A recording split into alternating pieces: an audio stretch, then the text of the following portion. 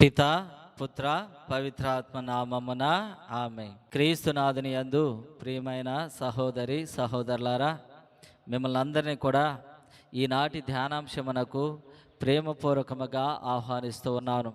మత్తయి శుభవార్త 13వ అధ్యాయము 18వ వచనము నుండి 23వ వచనం వరకు. యేసు శిష్యులతో ఇట్లనెను, విత్తువాని యొక్క ఉపమాన భావమును ఆలకింపుడు.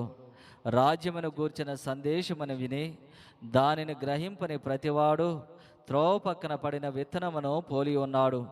దుష్టుడు వచ్చి వాని హృదయములో నాటిన దానిని ఎత్తుకొని పోవును. రాతి నేలపై పడిన విత్తనము సందేశము వినిన వెంటనే సంతోషముతో దాన్ని స్వీకరించు వానిని సూచించుచున్నది. అయినను వానిలో వేరు లేనందున అది కొలిది కాలమే నిలుచును. ఆ సందేశము నిమిత్తమై శ్రమ అయినను లేదు హింసైనను సంభవించినప్పుడు అతడు వెంటనే తొట్రిల్లును. ముండ్ల పొదలో పడిన విత్తనమును పోలినవాడు సందేశమును వినిన వెంటనే ఆలకించును, కానీ ఐకిక విచారము ధన వ్యామోహము దానిని అణిచివేయను, కనుక వాడు నిష్ప్రయోజకుడగును. సారవంతమైన నేల యందు పడిన విత్తనమును పోలినవాడు సందేశమును విని 100 60 30 ఫలించును. ఇది క్రీస్తుని సువిశేషము. క్రీస్తువా మీకు స్తుతి కలుగునగాక. క్రీస్తునాథుని యందు ప్రియమైన సహోదరి సహోదరులారా, మనం చదువుకున్నటువంటి ఈ సువిశేష పట్టణము 13వ అధ్యాయములో దేవుడు ఒక విత్తువాని యొక్క ఉపమానాన్ని ఆయన తెలియపరుస్తూ ఉన్నాడు. ఆ విత్తువాని యొక్క ఉపమాన భావమును ఈనాడు మనం చదువుకున్నటువంటి సువిశేష పట్టణములో మనకి వివరిస్తూ ఉన్నారు. ఇక్కడ 2 విత్తనాల గురించి, ఆ విత్తనాలు పడినటువంటి స్థలాల గురించి కొంతసేపు మనము ధ్యానం చేద్దాము. మొదటిది త్రోవ పక్కన పడినటువంటి విత్తనములు.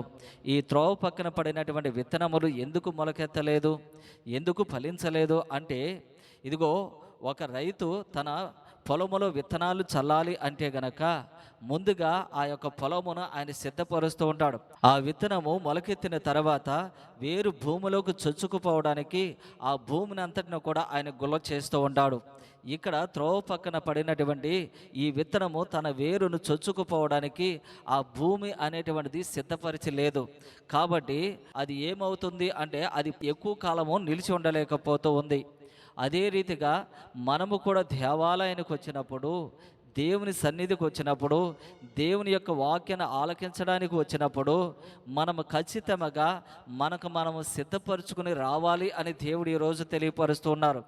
దేవుని యొక్క వాక్యాన్ని ఆలకించడానికి, దేవుని యొక్క శరీర రక్తాన్ని స్వీకరించడానికి ప్రతి క్రైస్తవుడు కూడా ముందుగానే సిద్ధపాటు కలిగి దేవాలయానికి రావాలి అని ఆయన తెలియపరుస్తూ ఉన్నారు. ఇక తర్వాత ఒకవేళ భూమిని సిద్ధపరిచిన తర్వాత, విత్తనం వేసిన తర్వాత సమయానికి నీళ్లు పెట్టకపోతే గనక ఆ విత్తనము మొలకెత్తదు. అదే రీతిగా మనం సిద్ధపాటు కలిగి దేవాలయానికి వచ్చినా కానీ ఇది ఇక్కడ బోధిస్తున్నటువంటి వాక్యం మీద, జరుగుతున్నటువంటి ఆధ్యాత్మిక కార్యక్రమాల మీద మన ఏకాగ్రత లేకపోతే గనక ఇది నిరుపయోగము అని దేవుడు చెబుతూ ఉన్నాడు.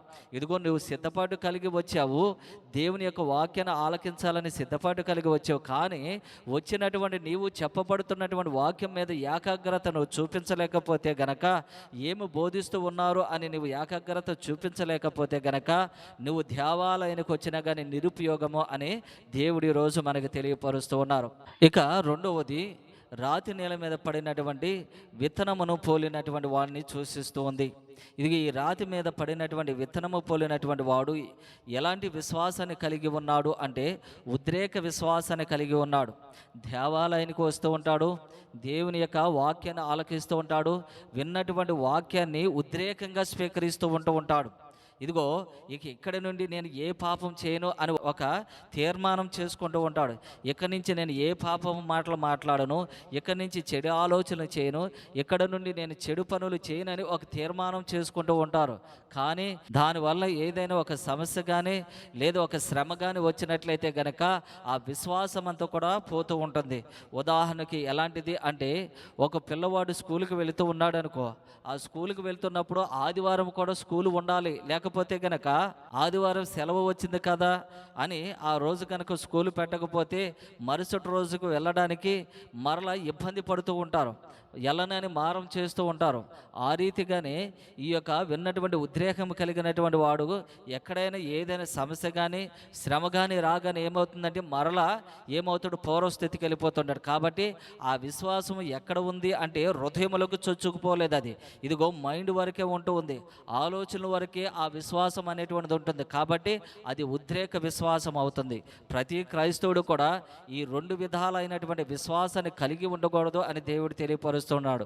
కాబట్టి ఎలాంటి విశ్వాసం కలిగి ఉండాలంటే సారవంతమైనటువంటి నీళ్ళలో పడినటువంటి విత్తనాలను పోలినటువంటి వాడు ఉండాలి. సిద్ధపడి వచ్చినటువంటి వాడు ఏకాగ్రత కలిగి విన్నటువంటి వాక్యాన్ని హృదయంలో భద్రపరుచుకుని దాని ద్వారా దైనందినటువంటి జీవితంలో ఆ వాక్యానుసారంగా జీవిస్తూ దేవుని యొక్క కృపలను పొందుకుంటూ ఉండాలి అని దేవుడు ఈరోజు సూచిస్తున్నాడు. అటువంటి కృపను విశ్వాసాన్ని దయచేయమని మనందరం కూడా ప్రార్థన చేద్దాం. పిత పుత్ర పవిత్ర ఆత్మ నామమున ఆమె. మహోన్నతుడువును మహాగణుడువైన మా యేసయ్య, నీ బంగారు పాదాలకు వెళ్ళాలని స్తుతి స్తోత్రాలనైనా. ప్రభువా, మేము దేవుని యొక్క వాక్యాన్ని సిద్ధపడి వచ్చి ఏకాగ్రతతో ఆలకించి వాక్య అనుగుణముగా మా దైనందినటువంటి జీవితంలో జీవించి 30 60 100 ఫలించేటువంటి కృపను మాకు అనుగ్రహించమని అడుగుతున్నాము.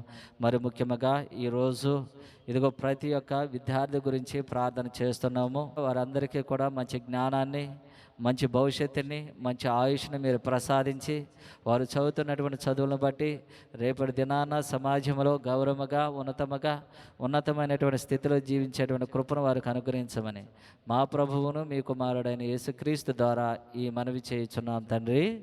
ఆమేన్.